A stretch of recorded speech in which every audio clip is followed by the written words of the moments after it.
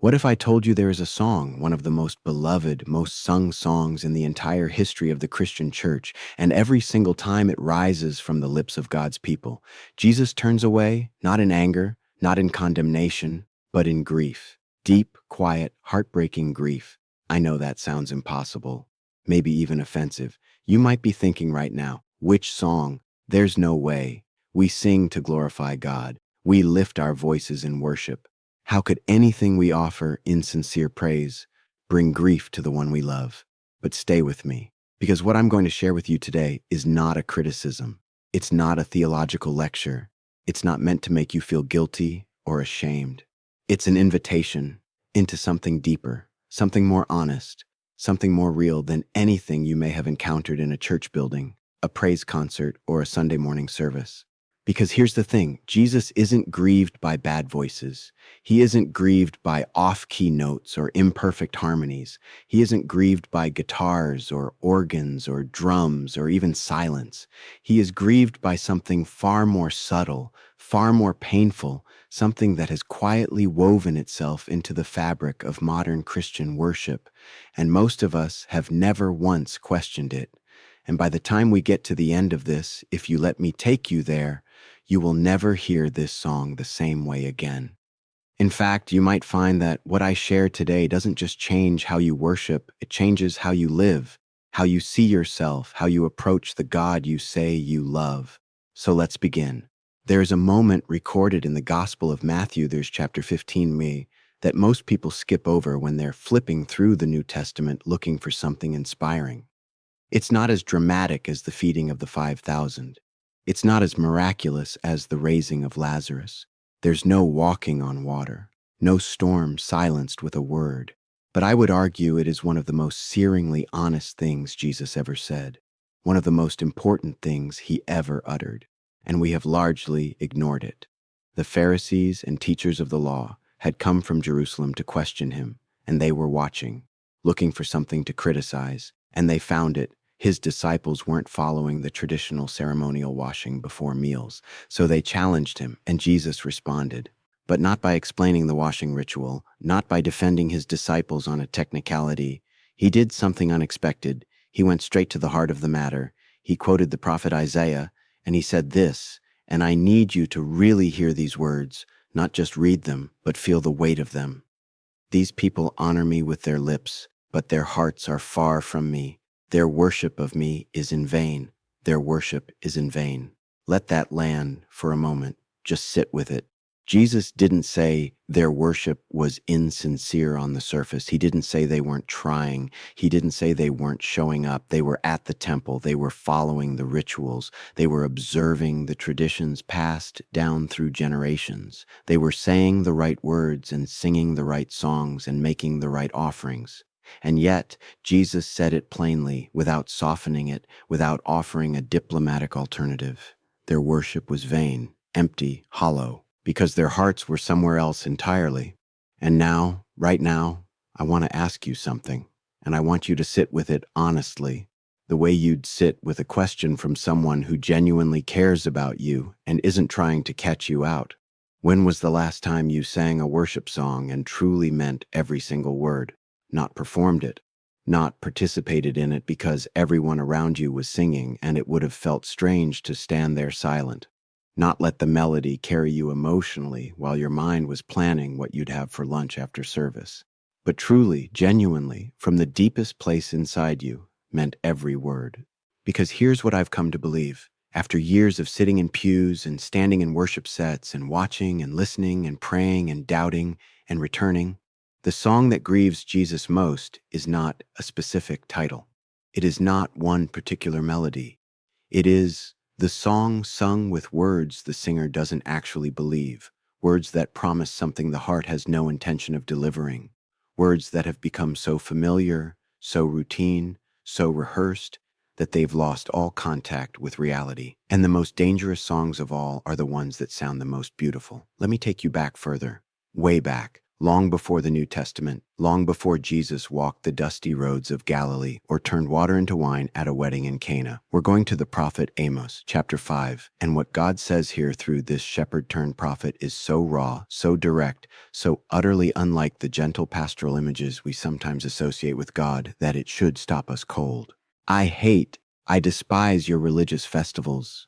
Your assemblies are a stench to me. Even though you bring me burnt offerings and grain offerings, I will not accept them. Away with the noise of your songs. I will not listen to the music of your harps. God said that. To his own people, to people who were going to the temple, not to pagan shrines, not to idol altars, but to the house of God, who were making offerings prescribed in the law of Moses, who were singing praises that had been sung for generations. And he said, your songs are noise to me. I will not listen. Why? Because 2 verses later, he said, but let justice roll on like a river, righteousness like a never-failing stream. Their worship had become completely disconnected from their lives. They sang about a God of justice while ignoring the poor at their gates. They lifted their hands in praise on the Sabbath while crushing the vulnerable with those same hands on every other day of the week. They performed the religious rituals while living lives that contradicted everything those rituals were supposed to mean. And God looked at the whole thing and said, I cannot receive this. Not because I don't love you, but because this is not worship, this is theater. And I am not your audience. Now, here's the pattern interrupt I need you to hear. And this is the thing that changes everything. The worship God wants is not primarily about music. It is not primarily about services or liturgy or the sincerity of your singing voice on a Sunday morning. It is not about how many worship songs are on your playlist or how many conferences you've attended or how emotionally moved you were during last week's sermon. The worship God wants is a life. Paul said it so clearly in Romans 12, and he said it right after 11 chapters of the most theologically dense and beautiful writing in the entire New Testament. He comes to the practical application, and this is what he leads with. I urge you, brothers and sisters, in view of God's mercy, to offer your bodies as a living sacrifice, holy and pleasing to God. This is your true and proper worship. A living sacrifice, not a Sunday sacrifice, not a 1 hour a week sacrifice, not a sacrifice that happens only when the music is good and the lighting is right and you're in the mood. A living, breathing, walking through Monday and Tuesday and Wednesday sacrifice, a life that is itself an act of worship. And here's where it begins to get deeply personal. Here's where I stop talking about theology and start talking about what I've actually experienced. I want to tell you about a morning. It wasn't a dramatic moment. There was no vision, no audible voice, no lightning strike of divine revelation. It happened quietly. I was sitting alone, early in the morning, Bible open, coffee cooling beside me, and I came across a worship song, one of the great classic songs of the church. You've probably sung it. Maybe you sang it last Sunday without even thinking. The lyrics speak of surrender, complete, total, unreserved surrender to God. I surrender all. Maybe you know it. It's been sung in churches for over 100 years. Beautiful words, profound words, words that have moved generations of believers to tears. And sitting there quietly, I asked myself, honestly, without the safety net of the congregation around me, without the music to carry me emotionally, do I actually mean this? When I sing, I surrender all, do I? All of what? My schedule, my ambitions, my comfort, my right to be right when I know I'm right, my need to control the outcomes of the things I love most, my dreams that I've been holding so tightly my knuckles have gone white, or am I singing the song the way I sometimes read a prayer out of a book, letting the words pass through my mouth while my soul remains untouched, unchanged, safely insulated from the cost of what I'm supposedly offering? And that question, that honest, uncomfortable, necessary question, broke something open in me. Because I realized I had been singing songs I didn't fully mean, not out of hypocrisy, not out of malice or deceit, but out of habit, out of the sheer comfortable familiarity of participating in something beautiful and communal without ever letting it demand anything of me. I had been worshiping in a way that cost me absolutely nothing, and something in me knew, something quiet and certain and deep, that wasn't worship at all. And what I'm about to share with you will completely change the way you see worship from this moment forward. The word worship, in the original Greek of the New Testament, the word is proskuneo. It means to bow down, to prostrate oneself, to come low before someone greater. It is an act of the whole person, body, soul, mind, and will. Not just the voice, not just the raised hands in a room with good acoustics and carefully designed lighting, the whole person, every time. And here's what's staggering to me. When the woman at the well in John chapter 4 asked Jesus about the right place to worship, then which mountain, which temple, which geographic location was the approved one, Jesus redirected her entirely. He didn't answer the geography question.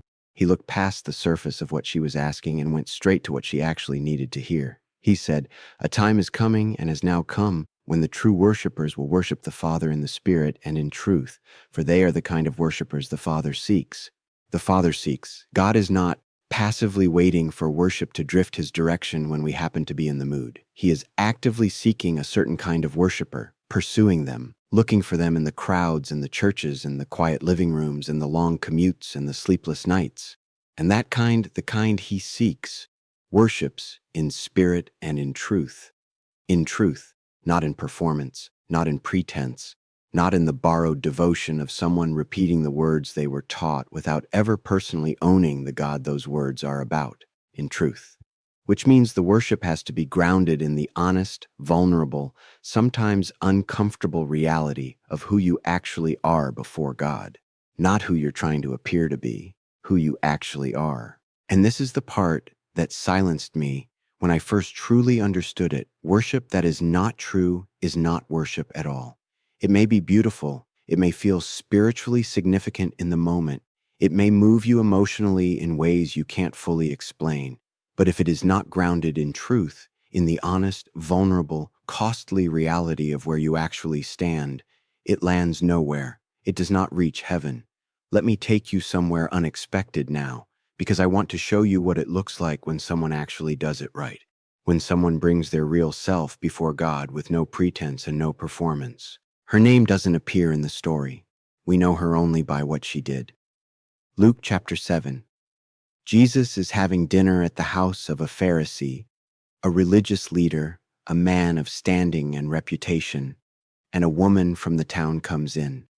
The text says she was a woman who had lived a sinful life. That's a very polite way of saying the community knew her, and not in a flattering way. She walks into a room full of people who almost certainly judged her. She carries an alabaster jar of perfume, expensive, precious, the kind of thing that represents not a moment of generosity, but a significant sacrifice. And she stands behind Jesus, and she begins to weep, and her tears fall on his feet, and she wipes them with her hair, and she pours the perfume. She doesn't say a word. There is no eloquent prayer. There is no carefully worded expression of theological devotion. There is only a woman who knows who she is and who knows who he is and who brings the two things together in the most honest, most costly way she knows how. And Jesus says to her, "Your faith has saved you. Go in peace." Not the Pharisee who hosted the dinner, not the disciples who were there, not the ones who knew all the right words and sat in all the right seats. The woman with the jar and the tears, that is worship. Pattern interrupt. Stop for a moment and really hear this. The most sophisticated worshiper in that room was the one with the worst reputation, because she was the only one in that room who was being completely real. Now I need to address something that I think lives quietly in the hearts of many people who are watching this. Maybe it lives in yours.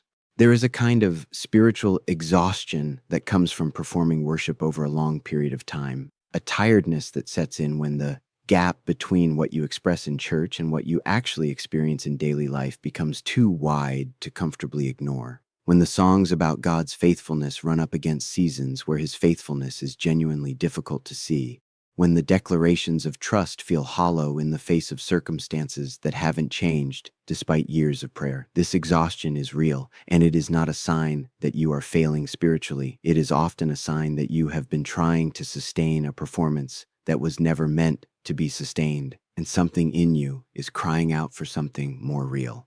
I want to tell you something that I believe with my whole heart. God is not offended by your spiritual exhaustion.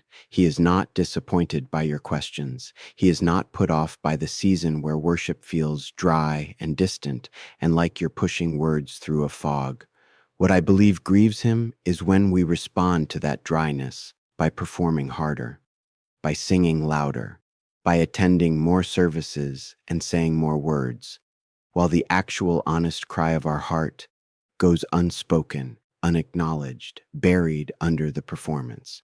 Bring him the dryness. Bring him the distance. Bring him the unanswered questions and the unresolved pain and the faith that is holding on by a thread. Because when David wrote, "My soul is downcast within me," that was a psalm, that was worship, that made it into the sacred texts that God preserved for thousands of years of human history. Your honest lament is not a failure of faith. It is faith stretched to its furthest, most vulnerable expression. And what I'm about to share now, this is the part I've been building toward since the beginning. Let's talk about Michael. In the book of Daniel, we encounter one of the most breathtaking scenes in all of prophetic literature. Daniel has been fasting and praying for 3 weeks, 21 days, no pleasant food, no meat, no wine. He has been interceding with his whole being in grief over his people, seeking understanding from a God who seemed, in those dark years of exile, to be very far away. And then a messenger appears to him, an angelic being of such overwhelming appearance that Daniel's strength leaves him completely and he falls to the ground. And this messenger says something that I have never once been able to read without feeling it deep in my chest. "Do not be afraid, Daniel. Since the first day that you set your mind to gain understanding and to humble yourself before your God, your words were heard and I have come in response to them. But the prince of the Persian kingdom resisted me 21 days. Then Michael, one of the chief princes, came to help me." Read that again. "Since the first day, your words were heard.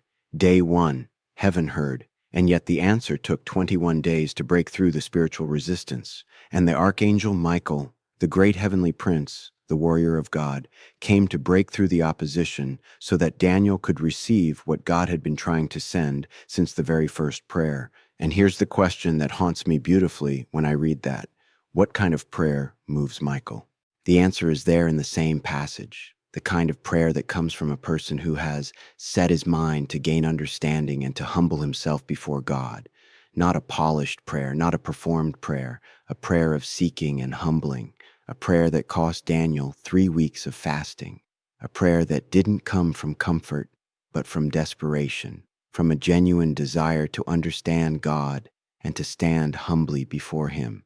In other words, Daniel's prayer was real, and heaven shook. Now, and you? What do you feel when you think about this? When you sit with the idea that genuine, honest, costly prayer and worship can move the mightiest beings in all of creation into action on your behalf? What rises in you? Write it in the comments. I mean that completely. I would love to read what's stirring in you right now. Because these conversations, honest, searching, real conversations about what it actually means to bring our whole selves before God, these are the conversations the church is desperately hungry for. And you might say the exact thing that someone else has been waiting to hear. Let me bring this home now, because I don't want to leave you in a place of conviction without giving you something to do with it. Here is what genuine worship looks like in practice. Not in theory, not in the abstract, in your actual life this week, in the moments you will actually encounter. It looks like singing slowly. When you're in a worship service and a song begins, one you've sung 100 times, one you could sing in your sleep, slow down inside. Don't let familiarity carry you past the words. Actually read what you're about to sing and ask, quietly, honestly, can I mean this? And if the answer is yes, then mean it with everything you have. Let it cost you something. Let the surrender be real. And if the answer is no, if you find yourself standing before the words, "I surrender all," and you know in your gut that you're holding something back, then tell God that, right there, in the middle of the song, in the middle of the service. You don't have to say it out loud. Whisper it in the quietest place in your heart. "I can't fully mean this yet, but I want to. I want to get there. Meet me here." That honest, imperfect, reaching cry is worth infinitely more to God than 1,000 flawlessly performed songs sung from a hollow heart. It looks like bringing your real life into worship, the actual version of your life, not the edited one, not the version where everything is fine and your faith is strong and you've got it all together. The actual version, the one that includes the fear you haven't told anyone about, the prayer that hasn't been answered in years, the relationship that is hurting and you don't know how to fix it, the doubt that visits you at 2 in the morning, the dream that died and you're still grieving. Bring all of that. Lay it down, not because the act of laying it down resolves it, but because you're choosing, consciously and deliberately, to trust the one who holds it with you. That act of trust in the middle of uncertainty, that is worship of the highest order. It looks like letting worship reshape your week. This is the test.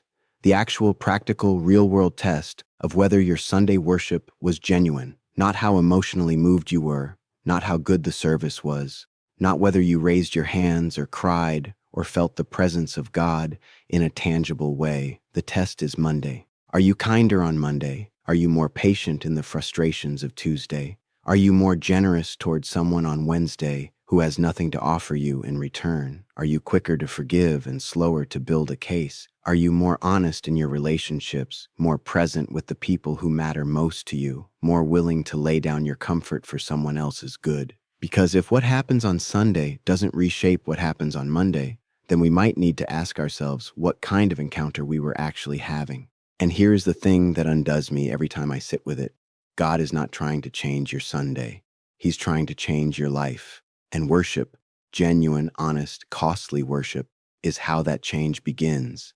In Revelation chapter 4, John has a vision of heaven, and what is happening in heaven, in the very throne room of the Almighty God, is worship, constant, unceasing, overwhelming worship. The living creatures, the elders, the angels, all of them turn toward the one on the throne, all of them pouring out adoration that never grows stale or hollow or routine. Because in that place, in the direct and unmediated presence of God, it is impossible to perform. The reality of who God is in that room is so total, so overwhelming, so completely beyond anything the human mind can contain, that every word of praise becomes absolute truth the moment it leaves the lips. There is no gap between the song and the singer. They are one. And I think that is what we are practicing for here. Every moment of genuine worship on this earth is a rehearsal for that. Every time we choose to mean what we sing, every time we bring our real selves into the presence of God instead of the version we think He wants to see, every time we let a song cost us something, a pretense, a comfort, a piece of the control we've been quietly refusing to release, we are practicing the kind of worship that will one day be all that remains when everything else has passed away. And it is worth practicing. So here is my invitation to you, not a challenge, not an assignment with a due date, a genuine, open-handed invitation. The next time you are in worship, whether that's Sunday morning in a building with 1,000 other people, or right now wherever you are, alone with this video and a heart that's been stirred by something you've heard today, take one song, just one, and before you sing a single word, pause, read the lyrics. Ask yourself honestly, do I mean this? Can I mean this?